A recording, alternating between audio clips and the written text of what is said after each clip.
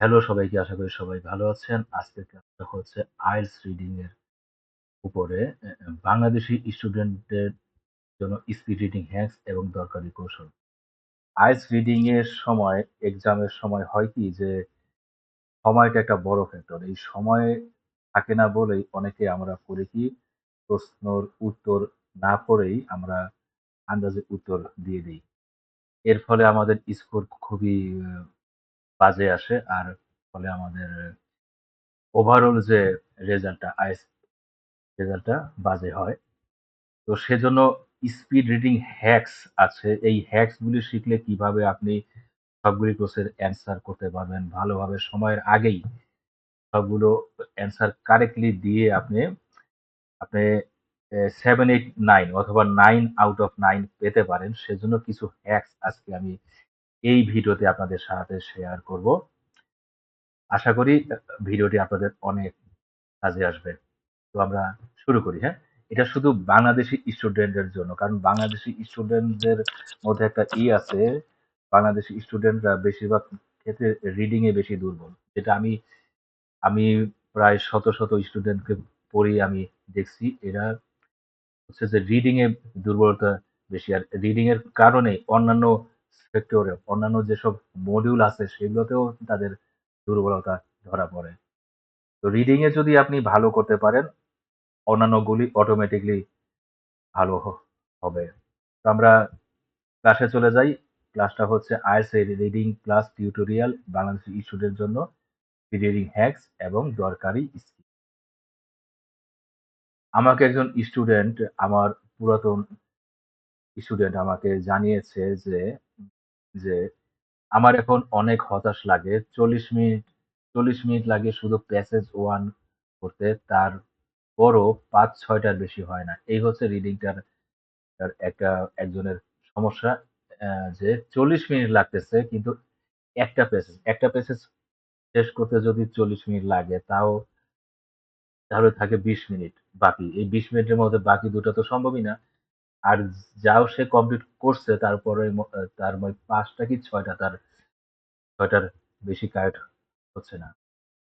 তো এই যে একটা সমস্যা, এই সমস্যাটার সমাধান আমরা কিভাবে করতে পারি, এই ভিডিওতে আজকে আমি দেখাইতে চাই।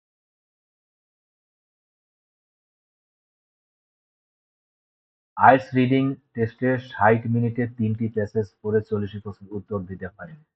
বাংলাদেশের অনেক স্টুডেন্ট দ্রুত পড়তে পারে না, ফলে অনেক প্রশ্নের উত্তর দেওয়া বাকি বা আন্দাজে উত্তর দিয়ে ভুল করে। এই টিউটোরিয়ালে আমরা দেখব কেন এমন হয়, ৫টি স্পিড রিডিং হ্যাকস, ইংরেজি উদাহরণ সহ এবং আইএলটিএস 7, 8, 9 কোর্সে কি স্কিল শেখানো হবে যা রিডিং টেস্টে কাজে লাগবে। পরীক্ষার হলে কেন স্টুডেন্টরা দ্রুত পড়তে পারে না? বাংলাদেশি স্টুডেন্টদের জন্য আইএলটিএস রিডিং টেস্টে দ্রুত পড়া কঠিন হওয়ার কিছু কারণ এবং এর ফলে যে সমস্যা হয় তা পয়েন্ট আকারে দেওয়া হলো। একটা হচ্ছে lack of time management skill. Students spend too much time on difficult questions or passages, leaving insufficient time for others. যেটা আর কি আগে পড়ছে আর কি। Poor vocabulary knowledge, unfamiliar words slow down reading and students pause to guess meaning, disrupting comprehension. Ineffective skimming and scanning techniques. Many students read every word instead of quickly identifying key information, wasting time. এখন এই যে অনেকে করে কি skimming আর scanning টেকনিকটা ভালো মতো করতে পারে না। তারা প্রতিটা শব্দ ওয়ার্ড বাই ওয়ার্ড পড়তে থাকে। ফলে তার সময়টা চলে যায়। যেসব শব্দ পড়ার দরকারও নাই সেগুলি পড়তে থাকে। এটা একটা সমস্যা আরকি। এটা বড় একটা সমস্যা। তারপরে overthinking questions. Students often over analyse questions or reread passages unnecessarily, reducing time for other tasks. হ্যাঁ? স্টুডেন্টরা করে কি একই জিনিস একই জায়গা উম বারবার পড়ে, বারবার পড়ে। হ্যাঁ? বেশি এনালাইজ করে। আমাকে এমনও একজন বলছে যে সে ১ম বার অ্যান্সার কারেক্ট দিয়ে পরে পরবর্তীতে এসে সে আবার ভুল অ্যান্সার দিয়ে বসছে। এমনও আছে। তারপর আছে text anxiety and pressure, nervousness in the exam হল effects focus, causing slower reading and difficulty retaining information। হ্যাঁ, এটা ঠিক যে পরীক্ষার হলের মধ্যে চাপ থাকে অনেক। চাপের কারণে চাপের কারণে হয় কি যে খুব নার্ভাস ফিল করে। আর এই যে নার্ভাসনেস, এদিকে সময় যাচ্ছে, টাইম চলে যাচ্ছে, হ্যাঁ? তো এই কারণে হয় কি সে পড়ে না, আন্দাজে উত্তর দেয়। আন্দাজে দিয়ে পরে পরে পরীক্ষাটা খারাপ দিয়ে আসে। এটা একটা সমস্যা, এক্সাম হলের সমস্যা। তারপরে lack of practice with academic text, হ্যাঁ? একাডেমিক যে টেক্সট গুলি আছে, যেমন কেমব্রিজের যেই বইগুলো আছে সেগুলিতে নিয়ে প্র্যাকটিস করতেছে কম। ফলে হচ্ছে কি unfamiliarity with complex academic style passages common in IELTS hinders quick understanding, হ্যাঁ? ফলে হচ্ছে কি যে সেটা সে জানতেছে না যে একাডেমিক স্টাইল প্যাসেজে লেখার ধরনটা কি, কিভাবে লেখে সেগুলি সে যেহেতু পড়তেছে না, তাই সে জানতেছে না, তাই সে পরীক্ষার হলে যেয়ে সে একটা সমস্যায় পড়তেছে। ফলাফল, সময় কম থাকায় অনেক প্রশ্ন বাদ পড়ে, আন্দাজে উত্তর দিলে ভুল হয়, স্কোর কমে, পুরোপুরি না বুঝে উত্তর দেওয়ায় ট্রু ফলস নট গিভেন বা ম্যাচিং প্রশ্নে ভুল হয়, ওভারঅল ব্যান্ড স্কোর কমে যায়, স্কলারশিপ, ইনটেক, অ্যাডমিশন সব বাদ হয়ে যায়। এই হচ্ছে রিডিং এ দ্রুত পড়তে না পারার একটা কঠিন ফলাফল, এটা পরিণাম। এখন আমরা জানবো ৫টি স্পিড রিডিং হ্যাকস। পরবর্তী স্লাইডে ৫টি স্পিড রিডিং হ্যাক দেওয়া হলো, যা বাংলাদেশী স্টুডেন্টদের জন্য বোঝার মতো করে ইংরেজি উদাহরণ সহ ব্যাখ্যা করা হয়েছে। এগুলো প্র্যাকটিস করলে দ্রুত পড়া ও সঠিক উত্তর দেওয়া সহজ হবে। এখন আসি আমরা হ্যাক নাম্বার 1 এ। পুরো প্যাসেজ না পড়েই মূল ফোকাস বুঝার হ্যাক। হ্যাঁ? ঠিক আছে, আমরা পুরো প্যাসেজটা পড়বো না, কিন্তু যেটা একদম মূল ফোকাস সেটা আমরা বোঝার জন্য আমরা কি টেকনিক ইউজ করতে পারি সেটা আরকি আমরা এখন দেখব। স্কিমিং মানে প্যাসেজের মূল বিষয় দ্রুত ধরে ফেলা, প্রতিটি শব্দ না পড়ে। এটি প্রশ্নের উত্তর দেওয়ার সময় গুরুত্বপূর্ণ অংশে ফোকাস করতে সাহায্য করে। কিভাবে করবেন? প্যাসেজের টাইটেল, সাবহেডিং যদি থাকে এবং প্রতিটি প্যারাগ্রাফের প্রথম বাক্য পড়ুন। মূল বিষয় বা কিওয়ার্ড, গুরুত্বপূর্ণ শব্দ খুঁজে বের করুন। স্কিমিং এ ১ থেকে ২ মিনিটের বেশি সময় নেবেন না। এক্সাম্পলে আসি। Passage title, the impact of urbanisation on wild life. প্রতিটি প্যারাগ্রাফের মূল বাক্য পড়ুন। প্যারাগ্রাফ 1 এ আছে কি, urbanisation has transformed natural habitats into concrete landscapes. Paragraph 2 তে আছে, many species struggle to adapt two urban environments. Paragraph 3 তে আছে, conservation efforts have been introduced to protect wild life. মূল বিষয় প্যাসেজে শহুর মূল বিষয় হচ্ছে প্যাসেজের শহুরে জীবনের প্রভাব এবং বন্যপ্রাণী সংরক্ষণ নিয়ে আলোচনা। প্রশ্ন, what is the main focus of the passage? এই যে প্রশ্নটা যদি করে, এর উত্তর তখনই বুঝে যাবেন পুরো প্যাসেজ না পড়ে। আপনি যদি প্রতিটা প্যারাগ্রাফের প্রথম লাইনটা পড়েন তাহলে আপনি মূল ফোকাসটা আপনি বুঝতে পারবেন আরকি। ঠিক আছে? তাহলে আপনার অনেক সময় বাঁচলো। সম্পূর্ণ প্যাসেজ আপনার পড়া লাগলো না। মূল ফোকাসটা জানার জন্য সম্পূর্ণ ফুল প্যাসেজ আপনার পড়ে সময় নষ্ট করা লাগলো না। ঠিক আছে? এই হচ্ছে নাম্বার 1 হ্যাক। নাম্বার 2 তে আমরা যাই, এখন দেখি কি আছে। হ্যাক নম্বর 2, নির্দিষ্ট তথ্য খুঁজতে স্ক্যানিং করুন। স্ক্যানিং মানে প্রশ্নের সঙ্গে সম্পর্কিত নির্দিষ্ট তথ্য, নির্দিষ্ট শব্দ, সংখ্যা বা নাম দ্রুত খুঁজে বের করা। পুরো প্যাসেজ পড়ার দরকার নেই। কি করবেন? কিওয়ার্ড যেমন নাম, সাল, সংখ্যা চিহ্নিত করুন। প্যাসেজে সেই কিওয়ার্ড বা এর সমার্থক শব্দ খুঁজুন। আশেপাশের বাক্য পড়ে উত্তর নিশ্চিত করুন। উদাহরণ, in which year was the conservation law past?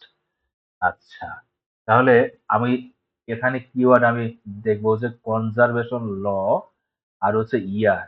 হ্যাঁ, আমি খুঁজবো ইয়ার।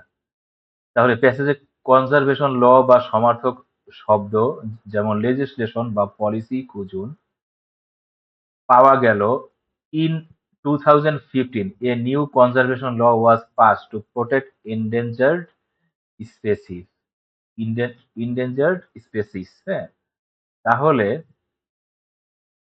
তাহলে আমি এখানে ল আসলো, কনজারভেশন ল আসলো, আর এই যে ইয়ারটা এখানে দেওয়া আছে। উত্তর 2015 অন্য অংশ না পড়ে, হ্যাঁ বাকি অংশ না পড়েই আমি উত্তরটা পেয়ে গেলাম। ঠিক আছে, এ হচ্ছে হ্যাক নম্বর 2 গেল। তাহলে আসি এখন হ্যাক নম্বর 3 তে। শব্দ গ্রুপ করে পড়ুন। হ্যাঁ, গ্রুপ। প্রতিটি শব্দ আলাদা করে পড়লে সময় লাগে।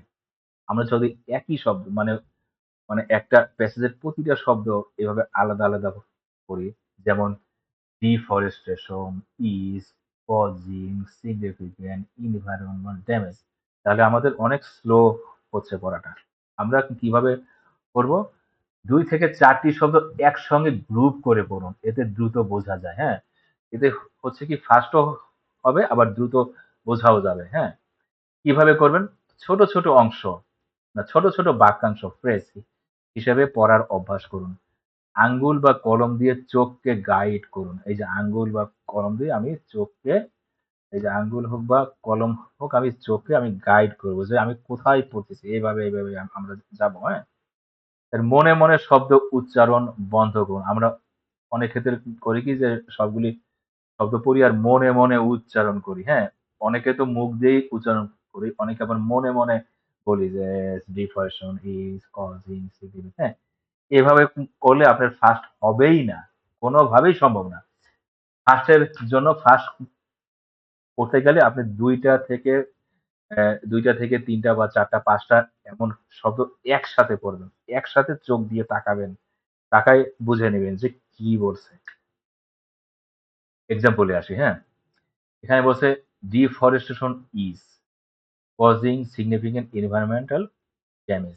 আমি যদি প্রতিটা শব্দ আলাদা করে পড়ি সময় লাগতেছে। এখন আমরা ২ টা ৩ টা শব্দ গ্রুপ করে পড়বো।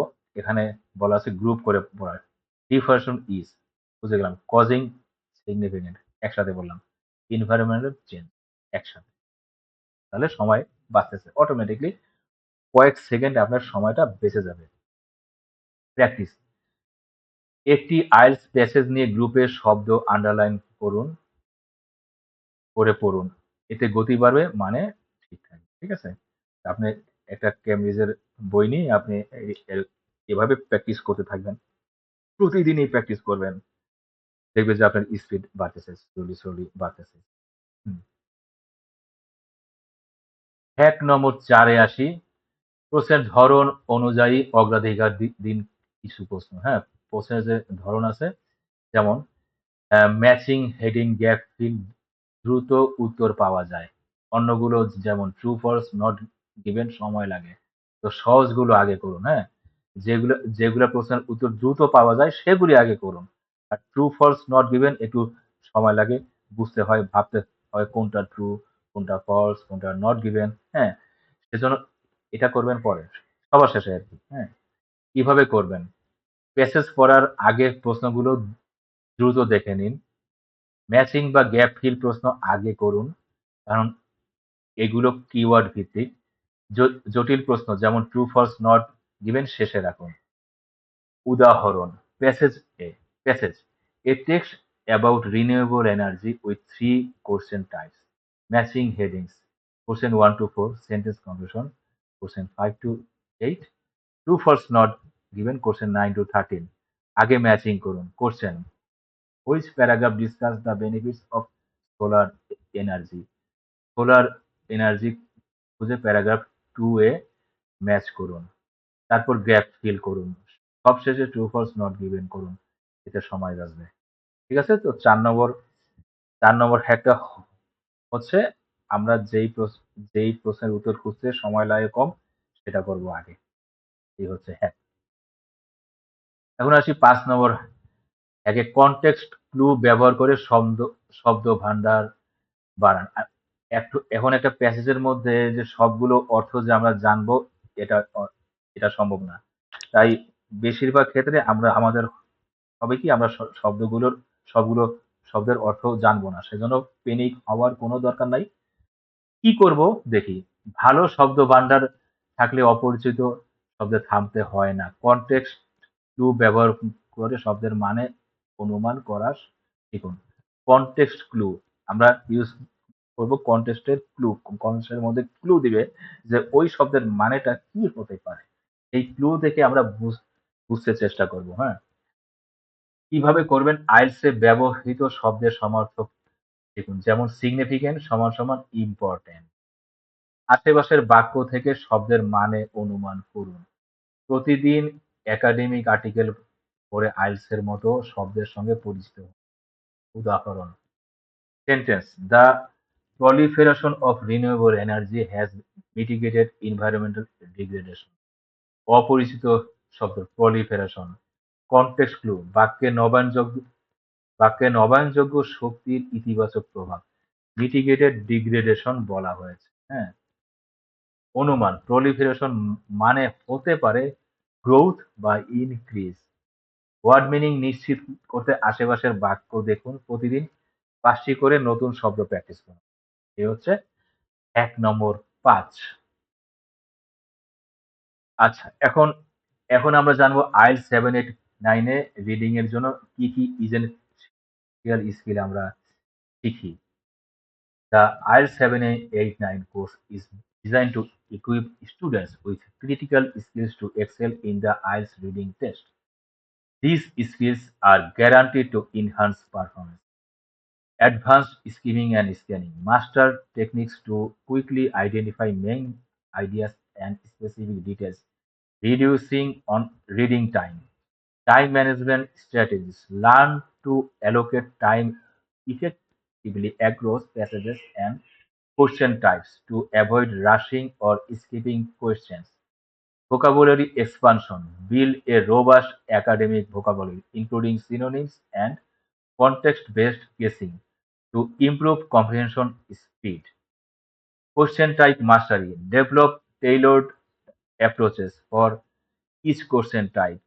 Example: matching true-false not given gap fill to maximize accuracy. Paraphrase recognition: identify rephrased ideas in questions and passages to locate answers despite vocabulary variations. Critical reading skills: analyze complex text to understand tone, purpose, and implied meanings. Crucial for higher band scores. Practice with authentic materials. Gain familiarity with IELTS-style academic passages through time practice, boosting confidence and speed. Stress management techniques. Learn mindfulness and focus strategies to stay calm and efficient in the exam hall.